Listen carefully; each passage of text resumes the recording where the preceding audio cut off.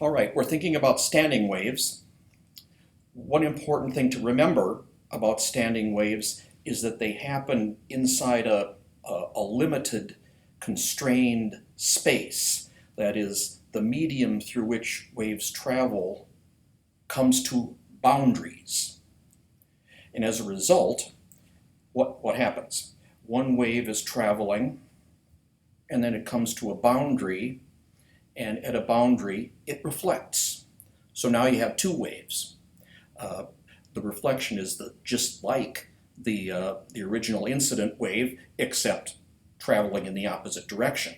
So now, because these waves came to a boundary, because the space in which this medium lies is a limited finite space, now there are two waves traveling in opposite directions but otherwise identical, and the actual displacements of any little piece of the medium is determined by the superposition, the sum of the displacement you'd get from one wave by itself, plus the displacement you'd get from the other wave by itself.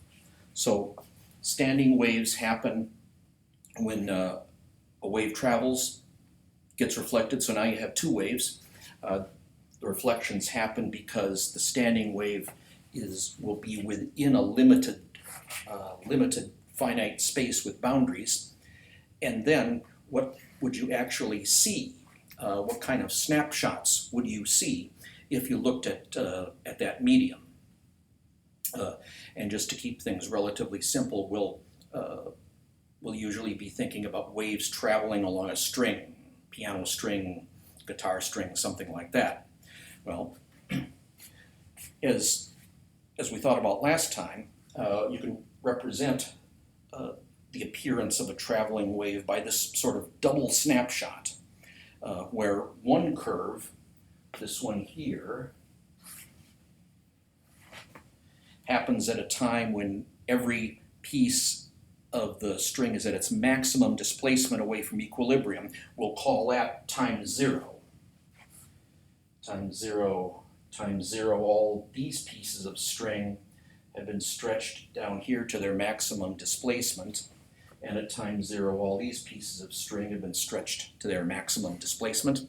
And then the other snapshot that you superimpose on this one is a snapshot taken half a cycle later, when all of these parts of the string are now at their maximum distance away from equilibrium on the other side.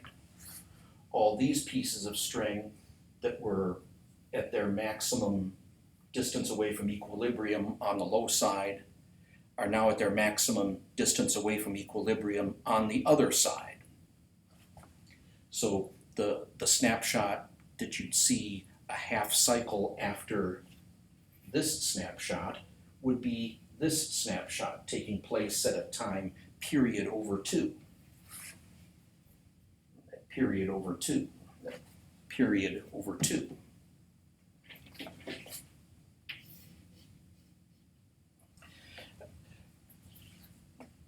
Both the original wave and its reflection have the same frequency, and because all the little bits of mass that make up the medium are being hit with waves of the same frequency, they will all vibrate with the same frequency and same period. All the oscillations are with the same frequency and same period. And the little bits of mass on the string then oscillate back and forth. And everything we already know about oscillations can be applied to those oscillations of the little bits of string. One important thing to notice is that unlike what we see in a traveling wave, where every little bit of mass can have the same maximum displacement, here the maximum displacements are different. The amplitudes are different at different locations along the string, at different locations in the medium. For example, at a point like this, which we call an antinode, at one moment in time, here's the distance away from equilibrium half cycle later, here's the Here's the distance away from equilibrium. So the point that would be, piece of the string that would be sitting here if there were no waves, oscillates back and forth along this line from here to here and back to here in one cycle with the biggest possible amplitude. Whereas the piece of string that would sit here if there were no waves oscillates from here to here and then back. So its amplitude, its maximum distance away from equilibrium, is smaller than the amplitude of this point. And likewise, a point that would be sitting here if there were no waves oscillates back and forth between this point and this point. So its amplitude, its maximum distance away from equilibrium, is smaller than the amplitude of this, and a lot smaller than the amplitude of this piece of string. Amplitude depends on location in a standing wave. And in fact, there are some locations that we call nodes that have zero amplitude all the time. Because as it turns out, at these points, it's always the case that whatever kind of displacement you'd get from one wave is exactly canceled out by the opposite kind of displacement, precisely the opposite kind of displacement coming from the other wave. So some amplitude and its exact opposite add up to zero amplitude. The other aspect of standing waves that's important is that standing waves are resonances. You can vibrate this string at any frequency whatsoever, and you'll get a traveling wave at that frequency, and you'll get its reflection. And those two waves will superpose to give various displacements at various points in time along the string, but they're not standing waves. Standing waves will happen when you get the largest possible amplitudes of vibration. And remember how resonances work, you get the largest amplitudes of vibration because the frequencies match some of the natural frequencies of the system. If you have just one oscillating mass, there's only going to be one natural frequency. In a string, you've got many, many, many masses, so there are going to be many, and as a result, there will be many natural frequencies, the frequencies at which you will get standing waves. So, in other words, if you shake some point on the string at just the right frequency, a frequency that matches one of the string's natural frequencies, then the traveling wave and its reflection will, since they have the right frequency, since they match a natural frequency, they are a resonance, they produce a standing wave. They produce the kind of oscillation with the largest possible amplitude. And being waves with the largest possible amplitude, they become the most important contributions. A sound wave with the largest possible amplitude would be the loudest sound wave. A light wave with the largest possible amplitude would be the brightest wave. So the question is, what are those natural frequencies? What are those natural frequencies that create these resonances, also known as standing waves? Let's figure that out.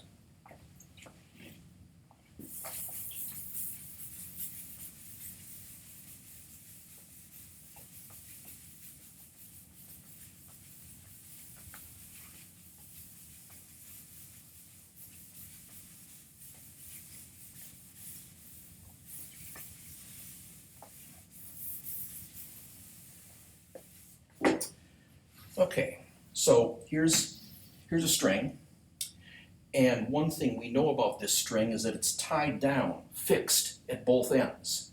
So there can be no vibration at these two ends. In other words, these two ends are nodes. Whenever standing waves appear on this string, there have to be at least two nodes, the nodes at the ends of the string that are tied down. Now the key idea here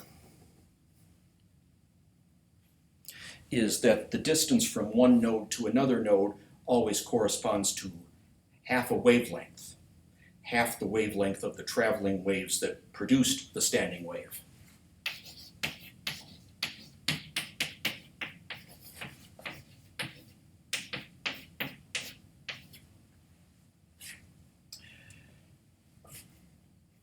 We also remember our basic rule for sinusoidal waves traveling through some medium. The wave speed is just frequency times wavelength.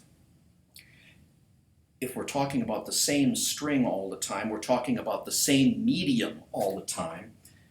Wave speed depends on the medium, so if we keep the medium the same, the wave speed is a constant no matter what else might vary. So the frequency and wavelength might vary, but wave speed stays the same if we're always talking about the same string. So we could write this equation as frequency equals speed over wavelength, where speed is just a constant factor. And notice here, because of this relationship here, if wavelengths get shorter, frequencies get higher.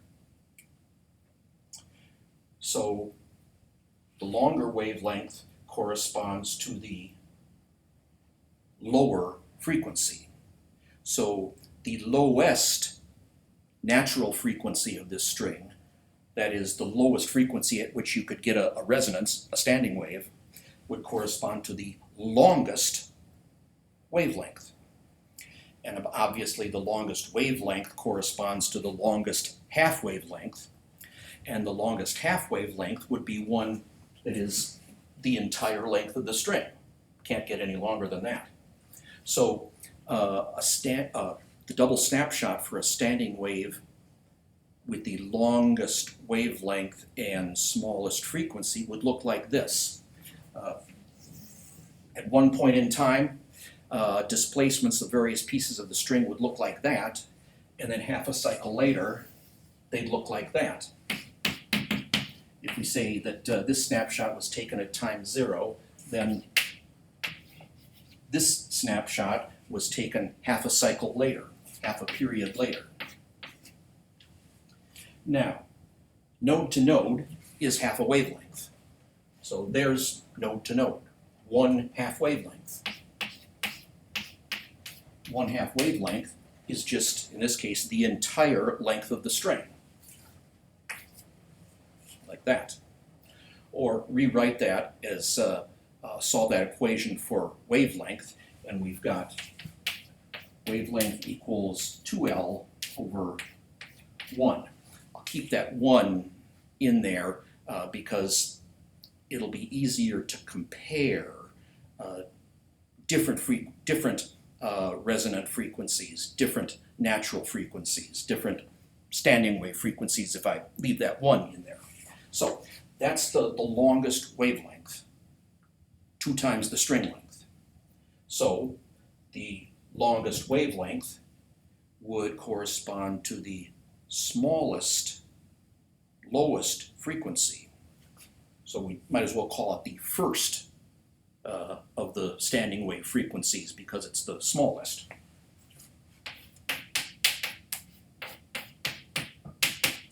So just put this in there. Right? That's the first frequency corresponding to or it's the first wavelength corresponding to the first frequency. And so the first frequency is just wave speed over 2L over 1.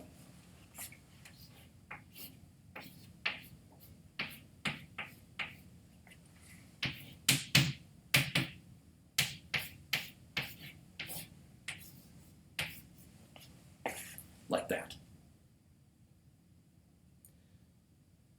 Okay, and now, what are some other frequencies?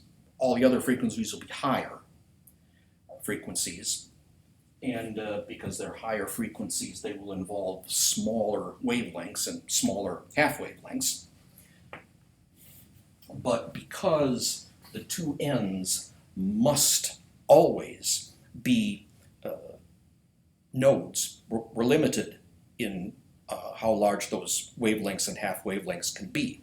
The next wavelength will be short enough so that you can stick one more node in here than you had before. One node in the middle instead of just the two at the ends.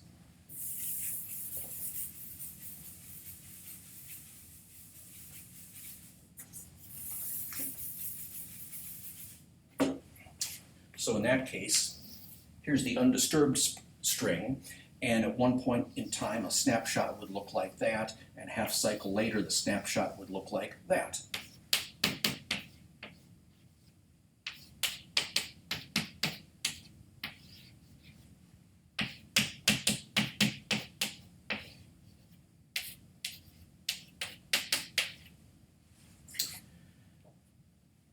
And remember again, node to node is half a wavelength. So there to there is node to node, so that's half a wavelength. There to there is another node to node, so that's a second half wavelength. So two half wavelengths fit into the entire length of the string. Solve that for wavelength, and we've got wavelength equals 2L over 2. And that's the second wavelength that we've found here. So we'll call it wavelength 2, and of course that'll correspond to a higher frequency.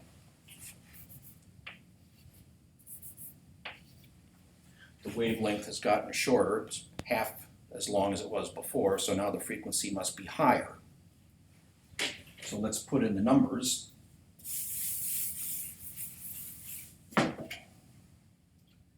V over the wavelength, which is 2L over 2,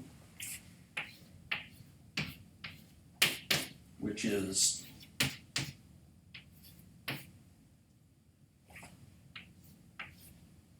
2 wave speed over 2L.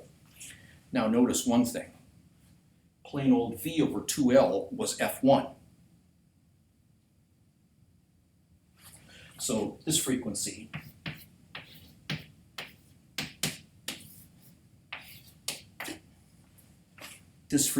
is just twice the lowest standing wave frequency.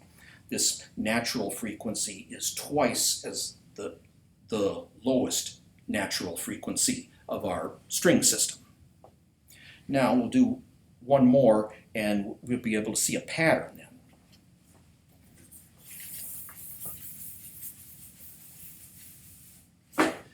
So we started with the simplest standing wave, which had 0 nodes in between the two ends.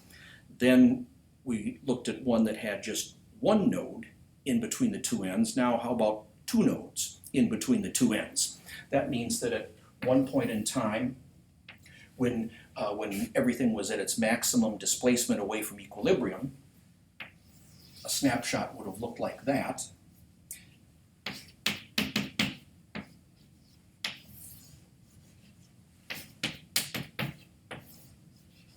And then a half cycle later, a snapshot would have looked like this.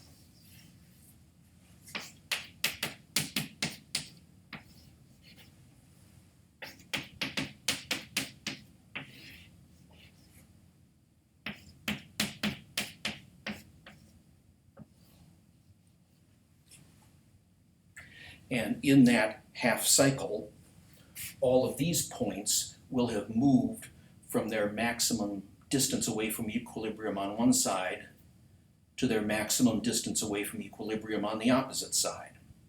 And likewise, all these points that were here at time 0 at their maximum distances away from equilibrium.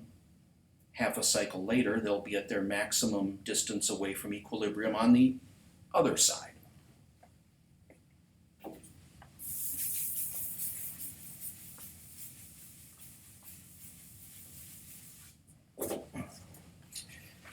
Node to node is half a wavelength. There's node to node, 1/2 wavelength, 2/2 wavelengths, 3/2 wavelengths. So those 3 half wavelengths fit into the entire length of the string, which do some algebra and rewrite that as lambda equals some other stuff. Lambda equals 2 string length over 3. This is the third case we've looked at, so we call it lambda 3. And so the frequency is just wave speed. It's the same string all the time, so it's the same wave speed all the time over lambda 3, which is wave speed over 2L over 3.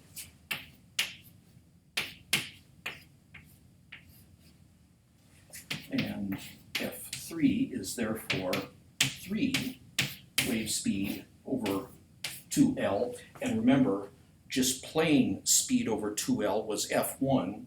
So this frequency is 3 times the lowest frequency. Now we see the pattern. Look at what we've got.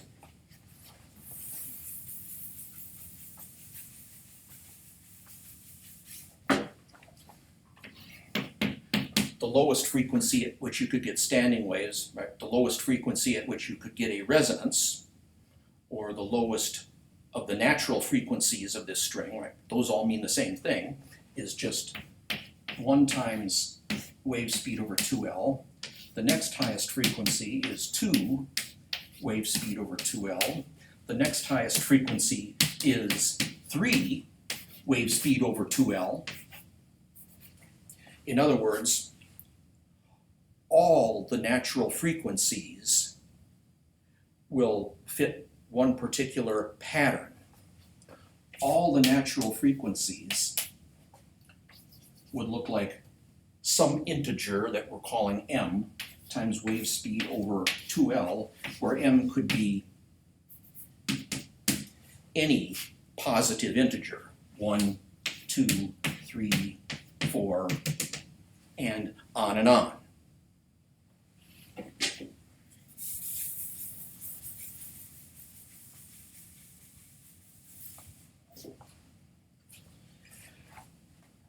And remember that plain old speed over 2L was F1. Right? Obviously, you can see if m is equal to 1, then F1 is equal to 1 times v over 2L.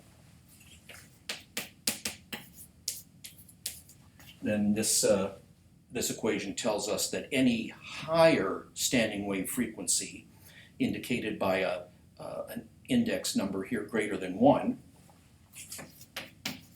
is just that integer times the lowest frequency. This F1 we call the fundamental frequency, and it's important. For instance, in sound, it's important because this is the frequency that our brain is able to pick out in order to determine the pitch of a sound. Whenever we associate a musical sound with a pitch, that we're associating it with a frequency, not just any frequency, but with the F1 frequency of that system. Let's look at an example here.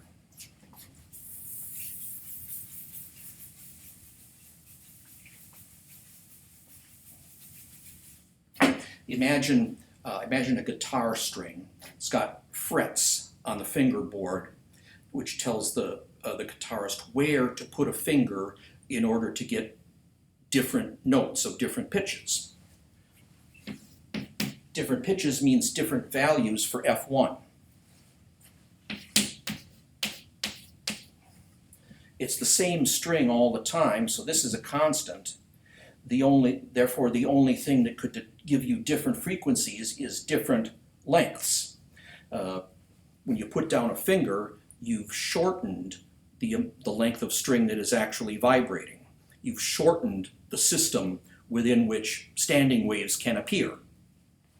So this is a constant. So frequency 1 is just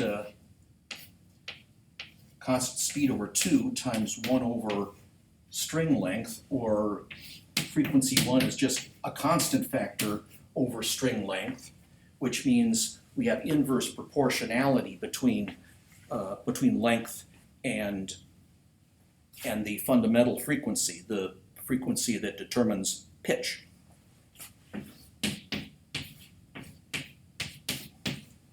And this is true not just for strings, but for any kind of musical instrument. That is in wind instruments where the vibrating thing is a column of air rather than a string.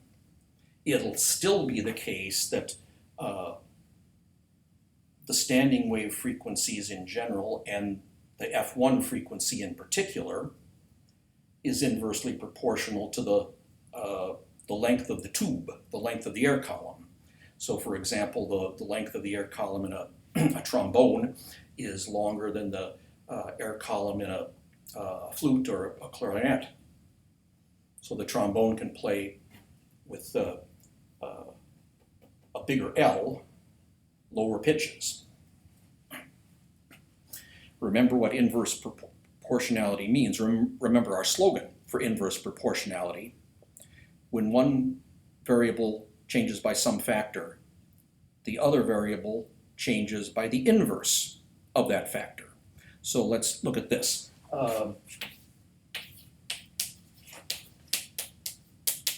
60 centimeter string, and when the whole string is vibrating, that means when the guitarist is not fingering the string, in that case, the pitch that you get corresponding to the fundamental frequency for that string is 440 hertz. For those of you musicians, this would correspond to the A above middle C. We'll call this sort of the initial state. Then you put down a finger somewhere to shorten the string. A smaller L means a higher frequency, a higher pitch. So a higher value in the final state for the fundamental frequency. Fundamental frequency in this case is now, let me make sure I've got the right numbers here. Fundamental frequency is now, let's see, 587 hertz.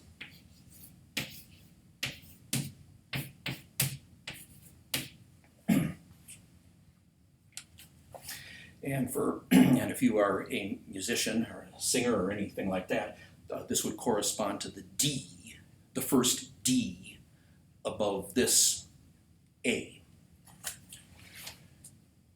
But now let's follow that slogan. We know what the two frequencies are before and after putting your finger on the string, so we can figure out the factor by which frequency changed.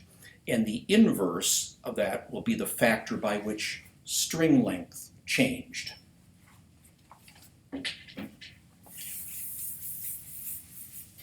So the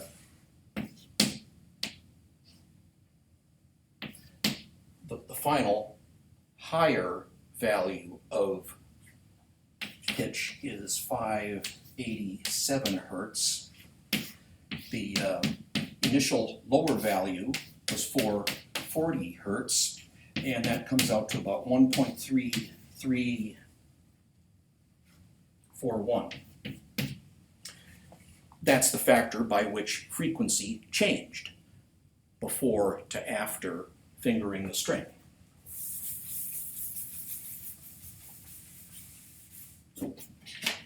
So the new final value of frequency is 1.3341 times the initial old value of frequency. Since there's inverse proportionality between this and string length, that means string length will have changed, decreased, by the inverse of this factor. Right? The new final string length after you've fingered the string is inverse of this factor, 1.3341, times the initial value of the length of string before you fingered. Just like in any inverse proportionality, when one variable gets larger, the other one must get smaller. And remember, this was 60 centimeters. So 60 centimeters times this comes out to just about 45 centimeters. So the shorter length that gives you that new pitch is just 3/4 of the old length that gave you the lower pitch. 45 centimeters as opposed to 60 centimeters. Now, one last example.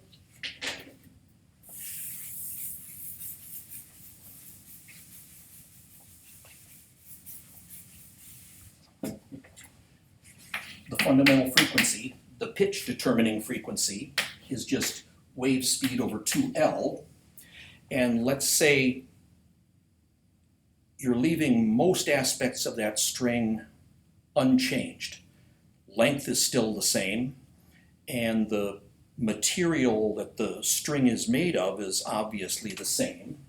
So now let's think about the factors that determine wave speed for waves on a string. Remember what that is. It's the square root of string tension divided by this thing that was symbolized by lowercase Greek letter mu. Remember, this is mass per unit length, grams per centimeter, kilograms per meter, something like that.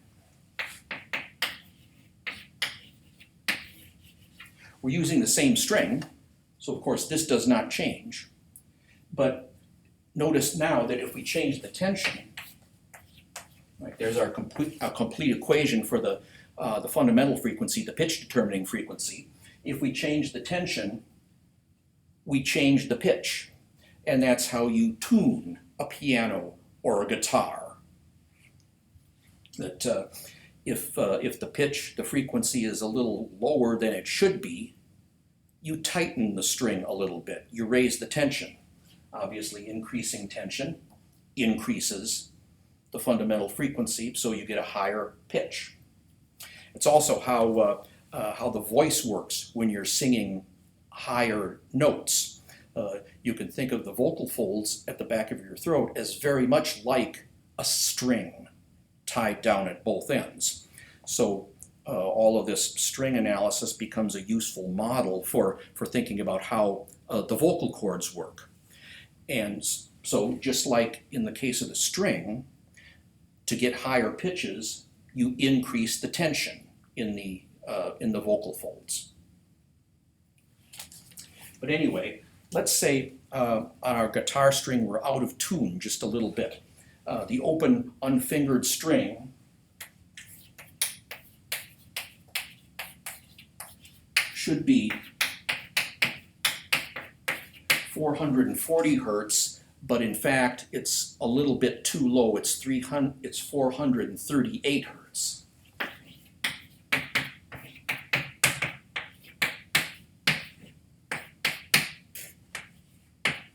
You need to increase the frequency of the fundamental frequency, which means you have to increase the tension a little bit. You have to crank up the tension a little bit and tighten the string just a little bit. Let's say, in this case, when the string tension is a little bit too low to give you the correct pitch, when this is the string tension, let's say that the tension was actually 400 newtons.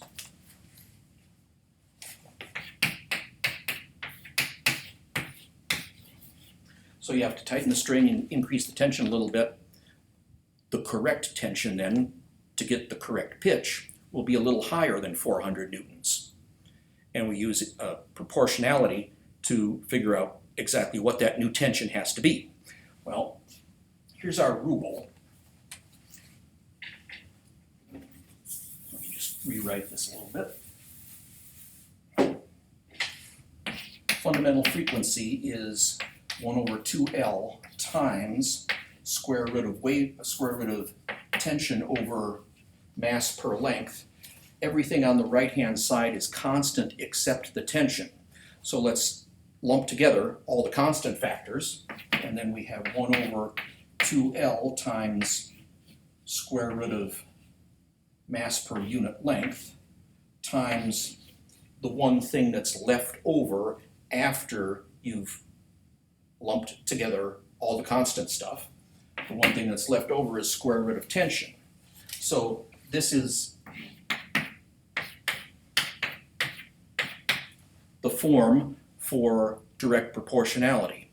One variable equals something constant times another variable. And so fundamental frequency corresponds to one of the variables. All these factors correspond to the constant stuff, and whatever is left over after you've lumped together all the constant factors is the other variable, and what's left over is square root of tension.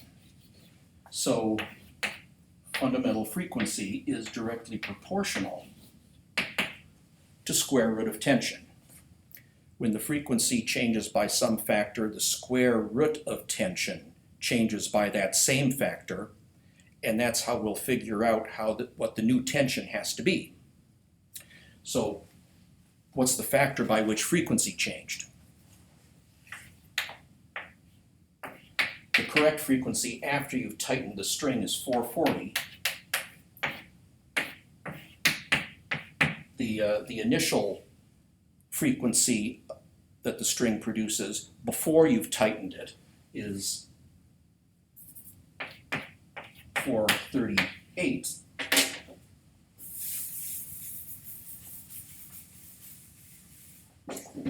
That's equal to 1.00457.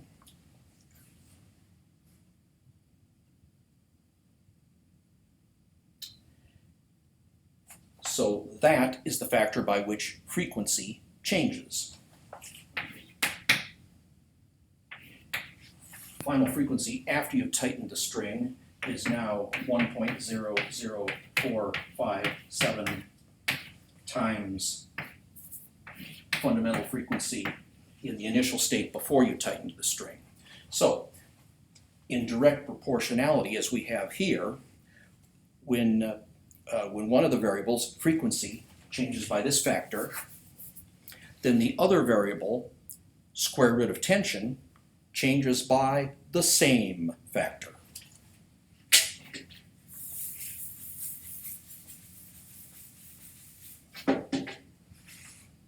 So the new square root of tension is that same factor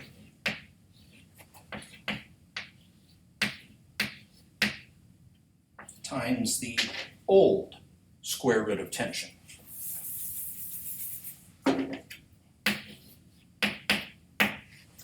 But we're not really interested in what the new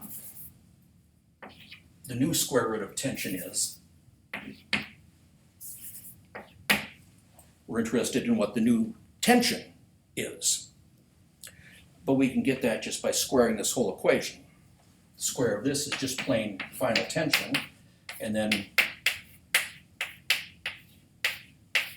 the square of that times the square of that. And that was 400 newtons. So when we do the algebra, we come up with a new tension of 404 newtons. The tension increased by actually a little bit less than 1%, but you round it up to 3 digits and it comes out to 404 newtons. Not a big change in the tension, but you don't need a big change in the tension to get a noticeable change in the pitch.